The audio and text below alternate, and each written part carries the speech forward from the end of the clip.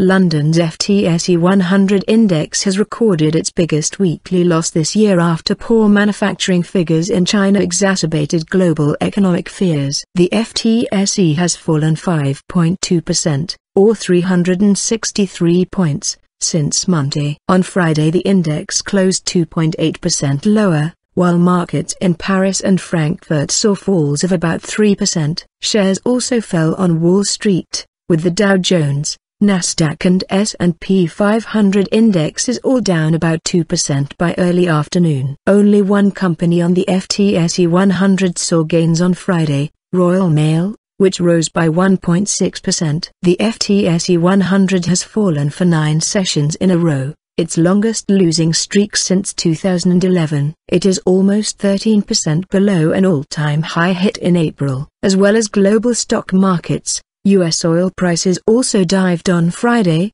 with New York crude dipping below $40 a barrel for the first time since the financial crisis and marking its longest weekly losing streak since 1986. Earlier, data from China indicated factory output in August shrank at its fastest pace in more than 6 years. The private Caixin Market Manufacturing Purchasing Managers Index, PMI, dropped to 47.1 from 47.8 in July. A figure below 50 indicates contraction. The data triggered another sell-off in Chinese shares, which ended the day down more than 4%. The decline comes on the heels of weaker than expected economic data in July, plus this month's yuan devaluation and a stock market plunge. Investors are growing increasingly concerned, as the Shanghai Composite Index is now down 12% this week. Friday's factory output reading for China was the lowest since March 2009, during the depths of the global financial crisis,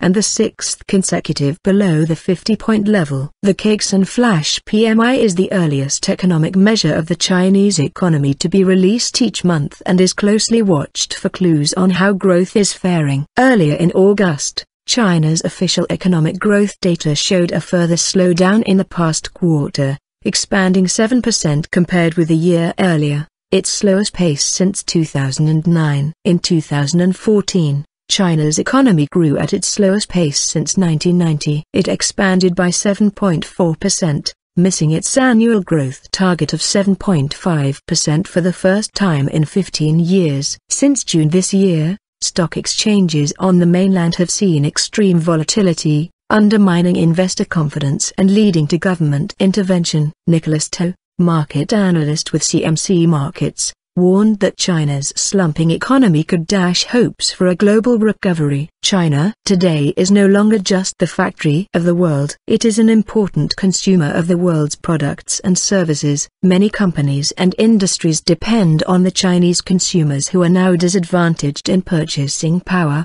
he said. So when it sneezes, many around the globe may just catch a cold. Greater China economist Julia Wang at HSBC warned that economic recovery continued to lose momentum with further policy easing measures, from monetary easing to fiscal support needed, but other analysts warned against overreacting to the current situation. AMP Capital's chief economist Shane Oliver described the situation as a global share market correction, pointing out that emerging markets were arguably much stronger than in 1997-98, with stronger current account balances and higher foreign exchange reserves. Beijing has struggled to stabilize the country's stock markets, which have fallen sharply since mid-June. Earlier this month, the central bank stunned global markets by taking steps to devalue the country's currency, the yuan, allowing it more freedom to fluctuate in line with market developments.